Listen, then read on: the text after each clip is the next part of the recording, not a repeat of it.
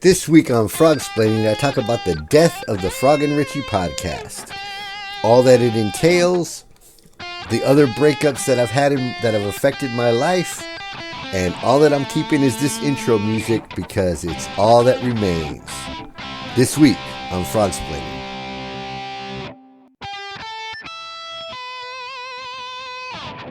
Hello and welcome to another episode of Frogsplaining.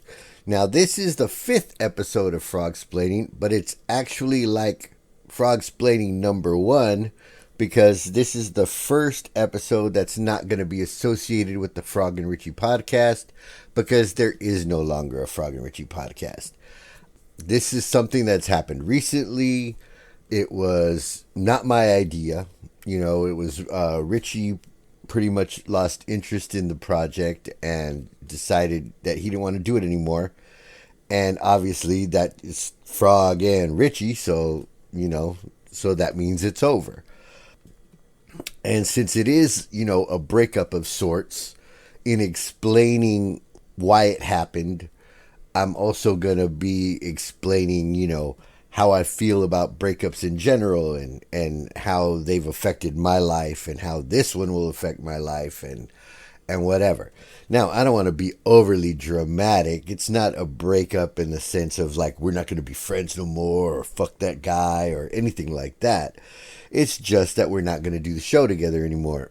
But, when you've been doing something with somebody for a couple of years and then they decide that they don't want to do it with you anymore or whatever, it is a rejection of sorts. So it is like a breakup of sorts. And there may or may not be feelings involved with it or whatever. Anyway, I'll get into all of that more later. Basically, I want to talk about how I got into podcasts, how the Frog and Richie podcast started, and other things that go along with that to give you like a general background about my whole interest in this whole thing. Quite a few years back, I started listening to podcasts. Joe Rogan, obviously, is a huge one.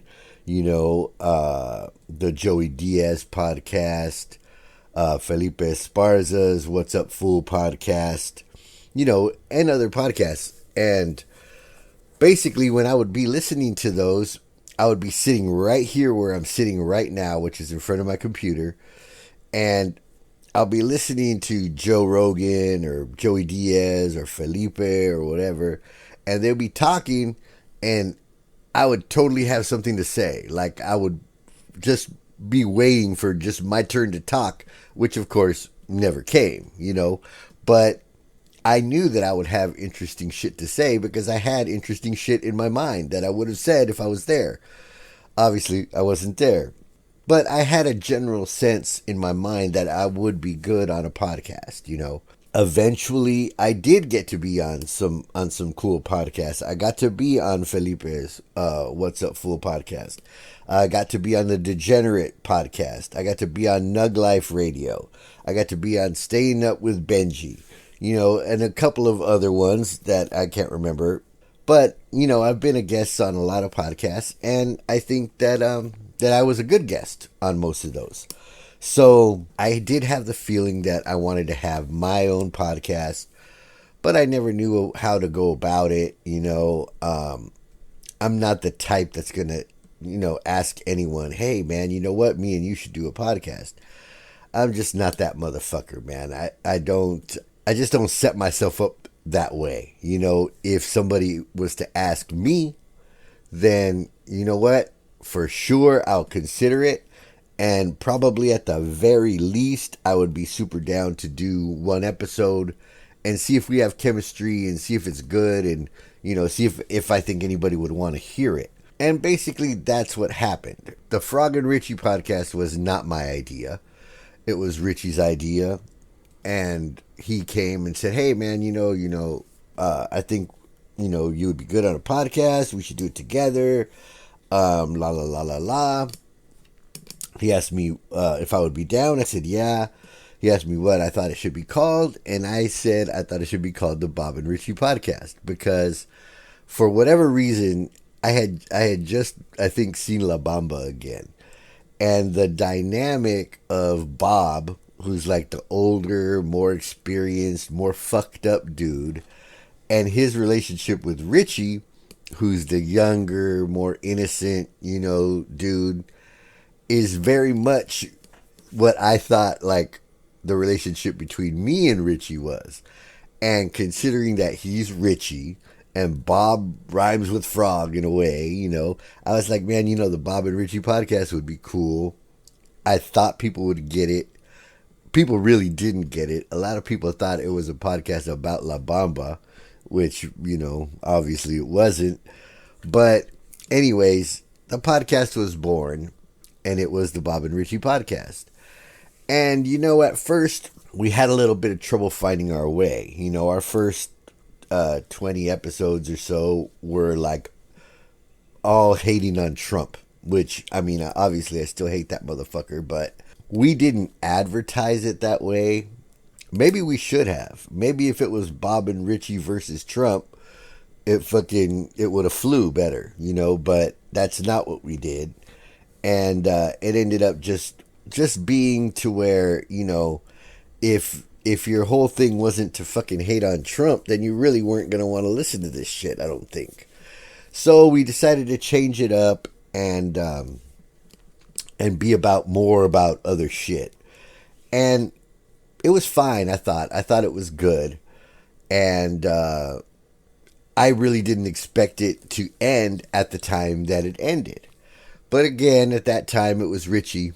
And, and I've said this a lot about Richie, and I don't mean it in a bad way. Richie likes changing lanes a lot. He gets gung-ho about one thing, and then he does that for a while, and then he gets gung-ho about something else. And then, so he gets gung-ho about that thing, and then he abandons the other thing, or whatever. He just he changes his mind. He thinks this is a good idea at the time, and then he does it. Which is fine because, eventually maybe he's going to stumble on the thing. That is what it is, And so Richie broke up with me the first time. And that was the end of the Bob and Richie podcast. Now, during that time, I made an announcement. Basically, the podcast is dead. La, la, la. These are the reasons why. And whatever.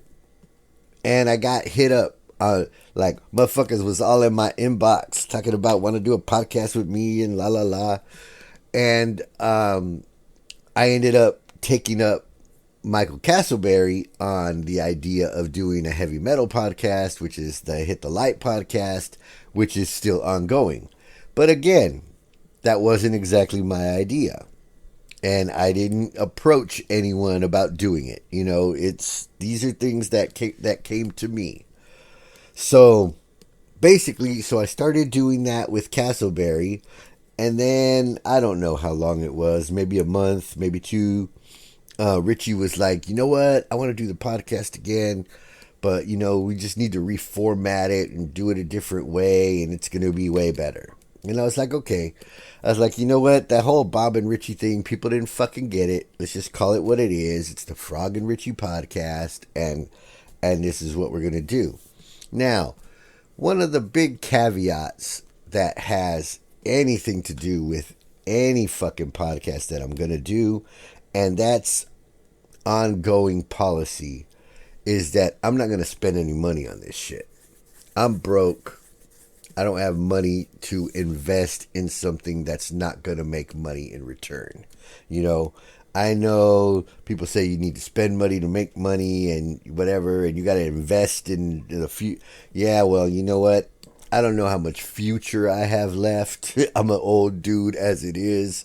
So I'm not really looking to invest a whole lot of money in a future that is fucking imaginary at some point, So the bottom line is I'm down to do it. I'm not down to lose money on it, because I'm broke. And, and this is probably a good opportunity to get into what my financial situation is, because a lot of people seem to be curious about it, and I know I've gotten a lot of questions about it, and my answers about it have probably been pretty vague. But there are some things that I can tell you. I don't work. The reasons for that has to do with minimum wage and wage garnishments and other things that, I mean, there's really no point in getting into it. Just the fact of the matter is that I don't really have any legitimate sources of income. I have various hustles here and there that, I get my twos and fews, but, even that's really nothing to speak of. And the fact of the matter is that I get by with arrangements that I make with people. I'm very useful and very resourceful person to know. I help people, and they help me in return. There might be something I can do for you, and then later on, maybe you can do something for me. People say, oh, with Big Frog, you say, you're broke, you're 99 Cent Chronicles and all that kind of thing, but you go here, you go there, you do this, you do that. And the fact of the matter is that, all that type of thing is basically, favors that I do for others and others return to me, So if you see me at a concert, there might be a chance that I know a dude that worked in that venue. If you see me at a hotel, there might be a chance that, I know some fool that works at a hotel. If I go here, and I might know the Ace parking guy, so I don't have to pay for fucking parking. Whatever it is that I can do without money actually having to change hands, I do that shit, whether it's barter, whether it's, like I say, some type of a service or a favor or arrangement that we can make about a place that I can go, or a thing that I can do, or a place that I can stay, or whatever, then I'm going to go ahead and do that, And I'm cool with a lot of people. I know a lot of people know me. I also have, my mom hooks me up with stuff. My sister hooks me up with stuff. My aunt hooks me up with stuff, and, sometimes when you're around people that achieve a certain level of success, the leftovers are nice. That's the only trickle down economics that I believe in, is that, I get pretty good hand-me-downs from a lot of people, which is great. My girl works, she's got her money, and so that relieves a burden off of me also. So the bottom line is, for someone who's broke, I do a lot of shit. I got a lot of shit, and that's just the way that I make it work, What I don't have is fucking cash money that I can commit to making a payment every month, like a Podbean payment, or a podcast studio rental payment, or equipment upgrades, or any kind of shit like that. I don't have money for that, and especially when the podcast is not making any money, that I'm going to get that money back, So the bottom line is, I'm not going to be in a professional studio unless I know the owner of that studio and he needs something that he can get from me in exchange for that time. We could do that. But if he needs $25 a month or $30 a month or whatever the fuck it is, then I'm sorry about that. That's not going to happen. And I made that clear to Richie when we started. I made that clear to Castleberry when we started. I'll make that clear to whoever is next, if there is a next. Because, like, this one right here is going to go up on YouTube because it's free. Bottom line. It's not going to be on Podbean. It's not going to be on iTunes because I'm not going to pay for any of that shit. And, people say, well, you got to be on the right platforms, if you want to be success. You got to have, top-notch audio if you want to be success, whatever, and that might be true. That might very well be true. But the fact of the matter is that I don't see it that way. If I like a fucking podcast, I'm going to listen to it.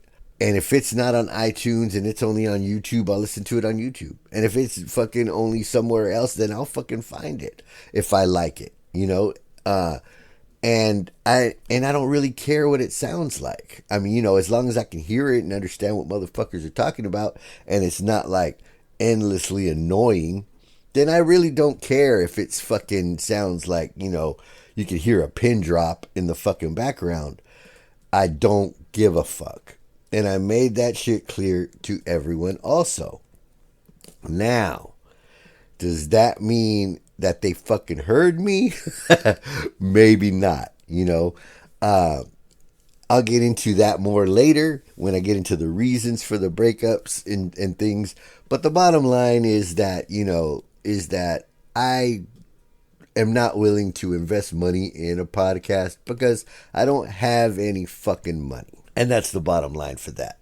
So now that all that shit's out of the way, we can get into the specifics of the Frog and Richie podcast, the Bob and Richie podcast, and what happened, what went wrong, or whatever. And it goes like this. When we first started recording, like I said, we didn't really have an idea what it was going to be about.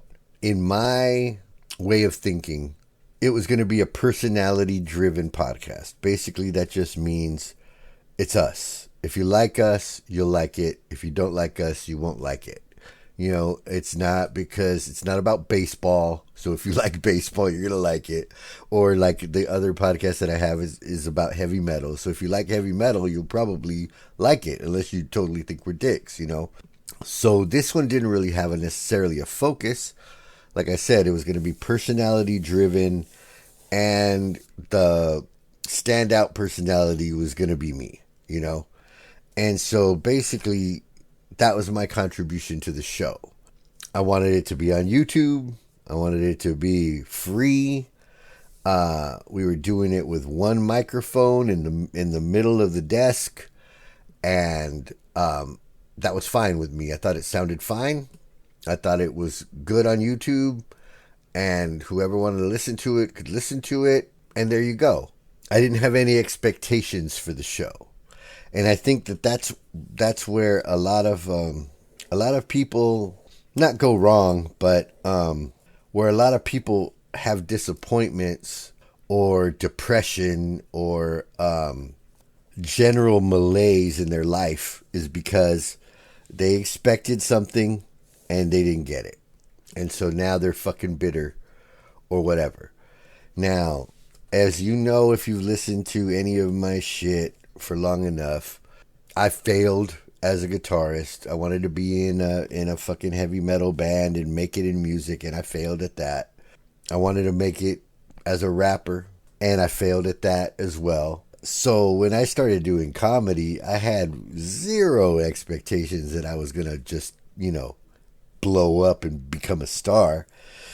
And by the same token, I had zero expectations that this podcast was going to blow up and I was going to, be fucking huge on the podcast scene. I have no reason to expect those things to happen. If my own history has taught me anything, is that I'm sitting on strike too, so I really don't have any expectations that I'm just going to fucking hit a home run on the next pitch. Other people have different expectations. Richie wanted to see some progress, some numbers, some growth, and I'm not one to even look at the fucking numbers. So I don't know what the growth was. I don't know what the numbers were. I know that it wasn't enough, and that they were disappointing. Also, my contributions to the show are strictly what you hear and what you see. I talk, I show up, I talk, I do the video, and that's it. And Richie was the editor. Richie booked the guests. Richie fucking uploaded that shit. Richie did all the work, all the real work.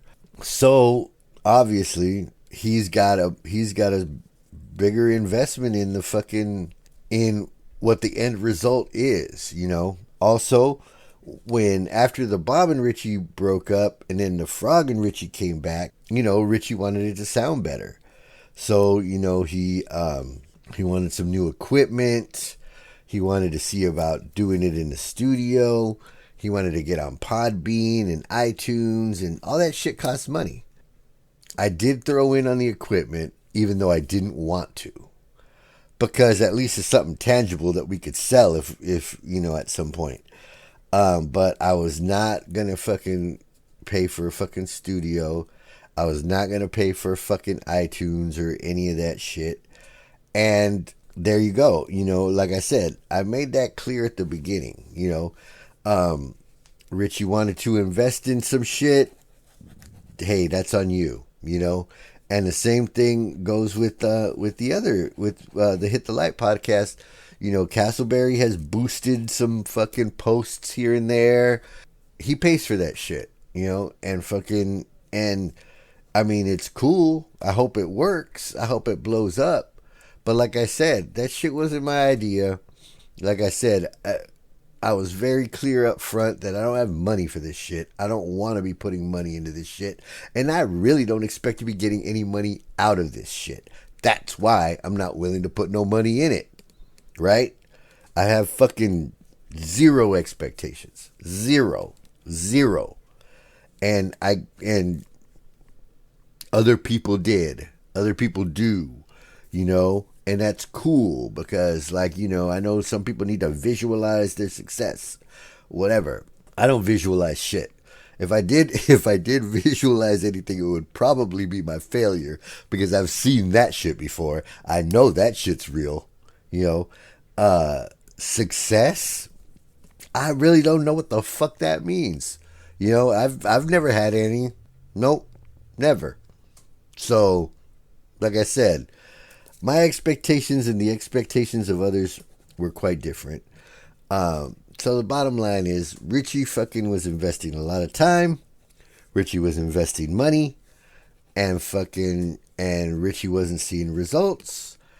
And at the same time, he lost the passion that he had when he initially proposed the project. So, therefore, if you fucking have lost interest in a project, you lost passion for a project, and you're also losing money on that same project, fuck, man, I don't blame you for wanting to get out. Of course you want to get out, right? So that's the bottom line. Richie wanted to get out. And, and was I shocked? No.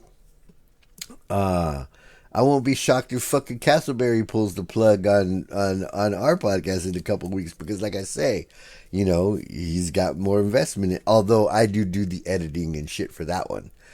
I don't know why. I think it's because I thought it would be easier for me since Castleberry only has one hand, I don't know. I guess that did have something to do with it. But I do the editing for that, so I do have a little bit of more of a time investment, I also fucking, drive Castleberry home afterwards and stuff like that. So I do actually have more of a tangible investment in this one, although I still don't stick no money in it because, like I said, I ain't got none. And what little I got is what I use to do my little things that I do that, like I said, people often trip out on how I'm able to parlay a few couple dollars into some pretty cool shit. But anyway, so the bottom line is that it's over. And there were warning signs, a couple, probably like a month ago, we had some guests booked, and the dates didn't fucking match up, and normally that would be something that Richie would be really concerned about, because like I said, he's the one that handles that shit. But this time in particular, he didn't really seem to fucking he was like, if it happens, it happens. If it doesn't, it doesn't. And that type of apathy, indifference, that's the actual opposite of love. People think that the opposite of love is hate. That's absolutely false, because love and hate are right there next to each other on the spectrum. The opposite of both love and hate is indifference, is when you just stop giving a fuck altogether. And so I could sense that Richie wasn't into it as much, as he was. But like I said, knowing that Richie fucking changes lanes a lot, I thought he might go back into our lane. But that's not what happened. And so one night we were outside of the palace, and I was like, "Hey man, you're kind of losing fucking steam on this shit. You don't want to do it no more, or what?" And he's like, "No, I still want to do it, whatever." And a couple of times before, he had really said that he just wanted it to be my show, and he would just record it and edit it for me and stuff like that. But which I really didn't want to do, because I like Richie. I like having Richie on. I like Richie's perspectives. He's a lot different from me. He's a smart dude. He's a funny dude. I think he's a good personality on podcasts. So I wanted him to still be on it, but it seemed like he kind of didn't want to be on it. So that was kind of the beginning of the end. I could see that where it was going. We had largely become like an interview show, having guests and interviewing them. He took care of all that shit. I don't know if motherfuckers would even want to be on the Frog Show, or be on Frogsplaining, or be on the Big Frog Cast, or whatever I would call it. I don't know if I'm that welcoming. Like, I don't know if you really, if some of these fools even would just want to be in a room alone with me. I don't know. I don't know what fucking people think. So I think the fact that having Richie involved, and having Richie as a conduit and as a go-between and all that shit was good for the show, and good for getting guests and all that. So I figured, well, I'm going to try to keep it together if I can. I told him what I thought. I told him that I needed him to be on it. I didn't want him to be fucking silent partner, all that shit. And he said, okay, but pretty soon he got back to me, and he said, "You know what, man, I am kind of burned on it. I fucking, I'm not passionate about it anymore. I've lost interest, whatever. And I wasn't shocked. Like I said, he also had a plan, because we were right around 70 episodes at the time, and he wanted like to get to 100 and then cut it off then. And I'm just not that dude. I don't believe in putting any time or effort into a dead thing. If we're breaking up, then let's break up right now. And I'm trying to get laid tonight. You know what I mean? Fucking, I'm not trying to fucking, let's fucking have a trial separate. Fuck that shit. And that's why I'm equating it to like a real life breakup, because in a way, I deal with them the same way. So I just wanted, when he said that's it, I was like, okay, well then we don't never need to record anything again. It's over. I'll just fucking put an announcement on and say that it's over. Well, Richie didn't like that idea, and he wanted to have like a soft landing. He said he wanted to have like a feeling like of closure or whatever. So we agreed to do 3 more episodes to get to 75. And that was a month ago. And now we've recorded all of the episodes. We've done all the promos, and none of them have come out yet. So in a sense, it's like he really, really did lose interest in it. And I'm just, like I said, if if it was an ongoing thing and it was about like me doing more work, like me editing, I would have said, hey, you know what, send me that shit, I'll edit it, I'll upload it, I'll do all that shit. But since it's not going to be ongoing and I don't want to put any effort into it, then hey, you know what, we recorded them. If they come out, they come out. If they don't come out, they don't come out. And I really couldn't give less of a fuck about it. Because like I said, it's a dead thing. What am I doing trying to fucking CPR this fucking dead thing, right? There's no point. Now, there's a reason that I feel this way about breakups in general and how to deal with them. And that's because I've really only had one meaningful breakup in my whole life. And that one almost killed me. So I learned from that shit, and never again have I had a breakup that would affect me at all and in any way. And the reason for that is because even though I'm fucking old as fuck, I've only been in love 3 times. Right now, I'm in love with Lonnie, of course. Fucking the best thing that ever happened to me in my whole entire life. And before that, we're talking about years and years and years, right? Because the first time that I ever fell in love was I was 15. A beautiful girl from Spain, Marival. And she was older. She was beautiful, sexy, very sexual girl. Fucking amazing. Fucking rocked my whole fucking world. And unfortunately, I misbehaved during my time over there. And I got sent home back to San Diego while I was still with her. We were like madly, madly, madly in love when I got sent away.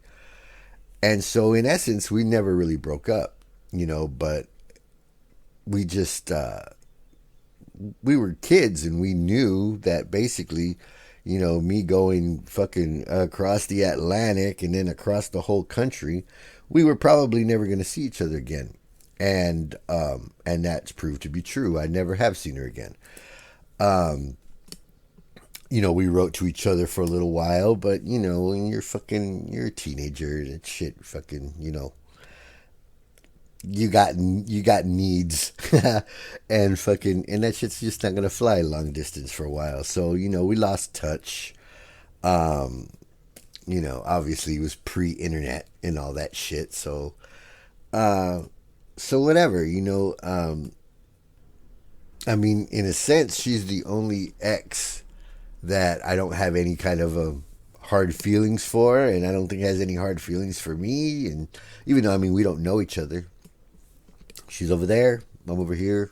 I heard she got married and all that. And cool, But, so, even though I had like a broken heart over it at that time, she didn't break my heart. It was the situation that broke my heart, and and there was nothing I could do to remedy it. It wasn't like one of those where you feel like you need to get her back or whatever, because there was no getting her back. I didn't need to get her back. I just needed to go back, and that wasn't going to happen. I was 15 years old, whatever.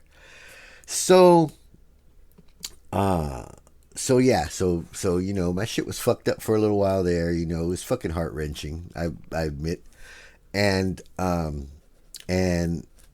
I didn't really get over it until a couple of years later, and I met another great love of my life, who her name was Athena, and she was again gorgeous, sexy, just way out of my league. A lot of girls that I've been with have been way out of my league, including right now. Lonnie's fucking 10 times out of my league. And that's just something that I've always done. For whatever reason, I don't have any problem just walking up to the finest girl in the place, and shooting my shot, and see what happens. And a lot of times it has worked out for me, and I'm that motherfucker that you see and you're like, what the fuck is she doing with him? And still right now, I mean, it happens every day. And what's funny is that people who think that about me right now don't really realize that I've been doing that my whole life. My whole life, motherfuckers have been looking at me like, what the fuck is she doing with him? And they never figured it out, and they still haven't figured it out, and it's still happening. So, whatever. It's just like the same thing. It's like the same way I fucking get by with no money. Um, I've somehow just get chicks that I have no business getting. And I don't know, man. Maybe I'm just lucky. Maybe I'm charmed. Maybe I got a knack. Whatever you want to call it, man. Uh, but anyway, so this was in high school, Sweetwater High. I was with her my part of my junior year, all of my senior year, and a little bit after.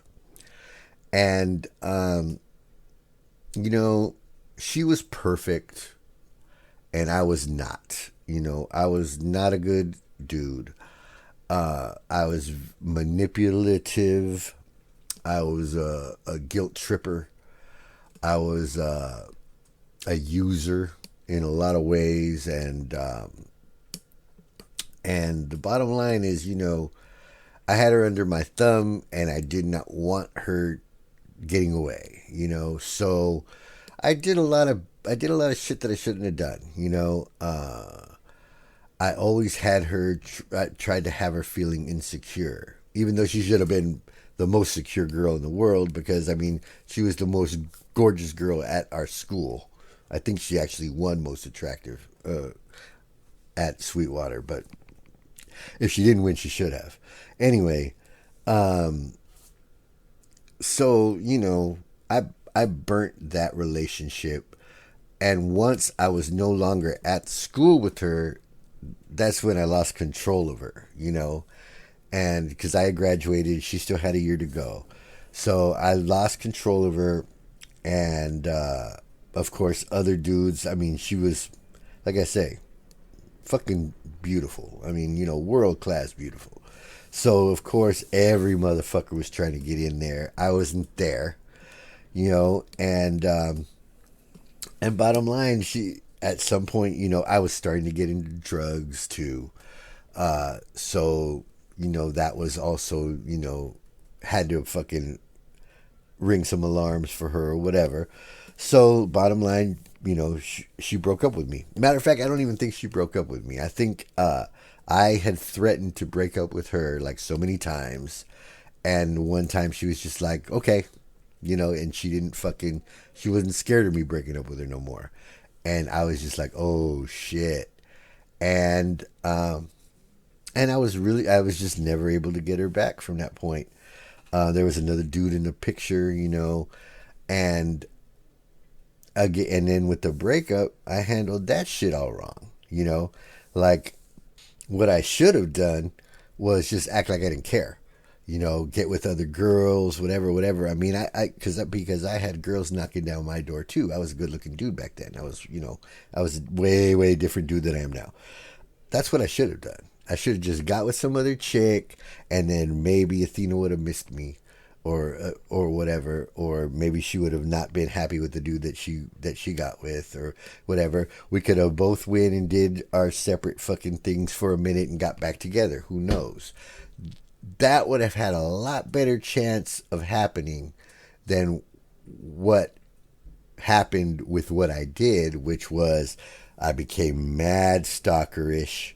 I mean, not to the point that the cops were called or restraining orders or any of that shit, but right below that level, that's where I was, coming by unannounced, threatening the new boyfriend, even though I never did nothing to him, calling all the time, and, I never gave her a chance to miss me, I don't know if she would have. I'm not sure. I mean, we were madly, madly, madly in love for a long time. So I think she might have, but I never gave that a chance to happen. I didn't know what to do. This was my first fucking, like I said, my first impactful breakup, and in fact, the last one, you know? Anyway, I never did get her back. It sent me into a tailspin where I was just like, you know how you are when you're fucking young and fucking dramatic. And I was just like, oh, well, this is the end. This is the end, like basically the end of my life. So fuck it. It doesn't really matter what I do now, you know?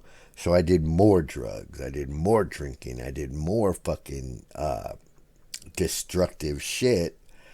And that shit ended up fucking my life up for like fucking 10 years, 15 years. Um, and it's my fault. It's, I mean, like some people would think, oh, I blame the breakup. I do blame the breakup, but I don't blame her.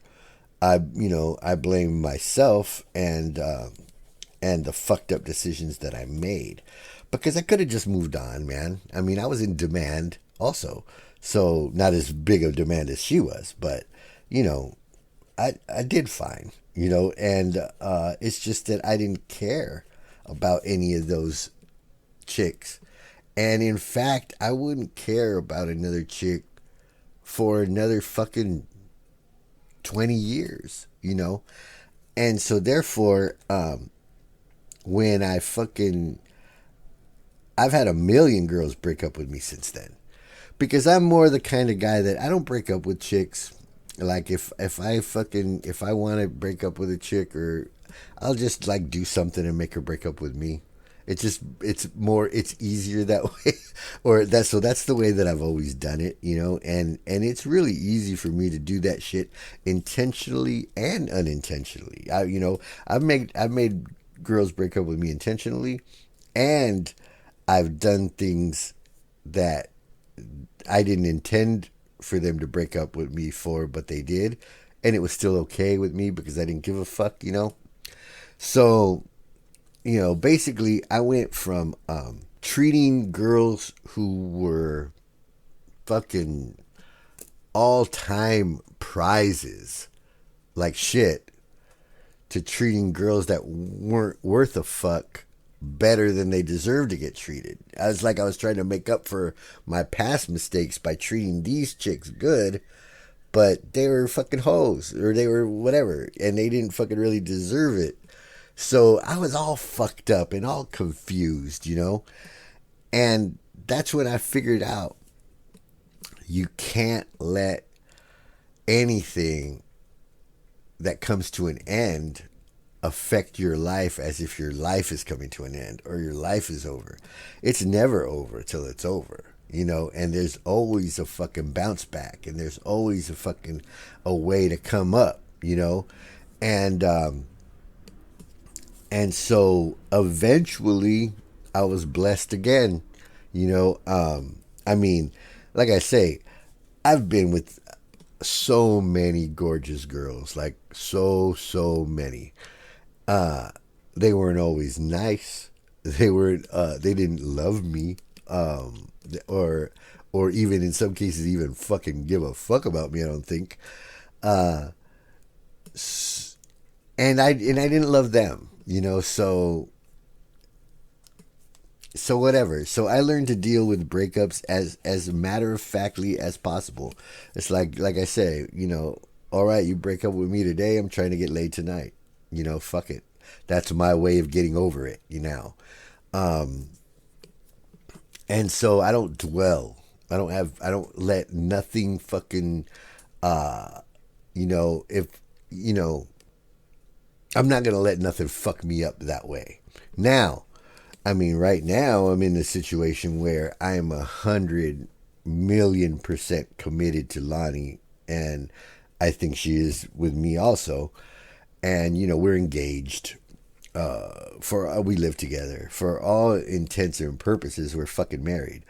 And all she needs to do is set a date, and we will be married. That's up to her, and my parents and my sister and whoever else is involved has nothing to do with me. I'll just show up on the day, much like the podcasting. I just show up on the day, and everything else is not my really concern or business.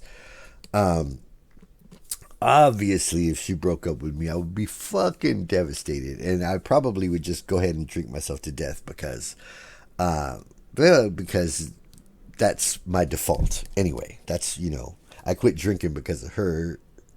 So she's gone. Why should I fucking not fucking drink again? And then obviously I overdo everything. So anyway, yeah. So let's just pray that that doesn't happen and whatever, because that one would probably kill me. Um, but once if it did happen, and then it became clear that she wasn't coming back, and I would not do that whole stalking thing and all that shit again. I would give her a chance to miss me and hope that she did. And wait and see what happens. And definitely not become a pest or not be pathetic or any of those mistakes that I made in the past. But most likely that one would be very difficult for me to come back from. But like I said, if it became clear that she was never coming back, and then hey, then life goes on, and you do what you got to do, and there's no fucking crying and fucking you know in any of this. I don't cry. So that's my whole theory of breakups, and that's the way that I came up with my attitude towards breakups, which is fuck it. That basically, and so when again, not like it's the same thing, right? It's not the same thing, and my heart's not broken. But when Richie came and said, I don't want to do this anymore, I mean, it is a rejection of sorts. It's like fucking, you know what? I don't want to do this with you no more. So therefore, of course, you feel rejected in a sense. And and it would be a trip if Richie went on and started another podcast with somebody else, and that fucking shit blew up. Like if he was the Beatles and I was fucking Pete Best, that would fucking kind of be a bitch. Again, probably not going to happen. It's probably not going to be a thing. From what he says, he doesn't want to do podcasting at all anymore. He left me all the equipment that we went in on. So there you go. It's over. I have no regrets or laments. I think it was a good show. It could have been better. It could have been worse. Am I going to do another one? I don't know. I'm going to keep doing these Frogsplainings. I'm going to keep doing my 99-cent Chronicles. They'll be on YouTube. Like I said, I'm not going to pay for nothing. If you want to watch them, that's where they are. I'm going to still keep on doing the Hit the Light podcast with Mike Castleberry. I'm going to keep doing guest spots on other people's podcasts. I'm not going to ask anyone to start a new podcast with me. Like I said, that's not my fucking thing. That's not my MO. If somebody else hits me up and wants me to be part of something, I will always listen. I'll usually be down to do an episode and see if we have any chemistry, see if we have anything that I think people would want to listen to. And so, and I do kind of fully expect that to happen. But if it doesn't, that's fine too. It is going to give me, for now, some more free time, which I love. I always fucking, that's one of the biggest criticisms I get is that I don't do a lot. I don't grind. I don't, And the fact of the matter is that I like my fucking free time. I like time to do things and have experiences and see things and be part of things that lend themselves to comedy, to experience. You have to have a well of experience to be interesting in comedy, to be interesting on a podcast, to be interesting in life.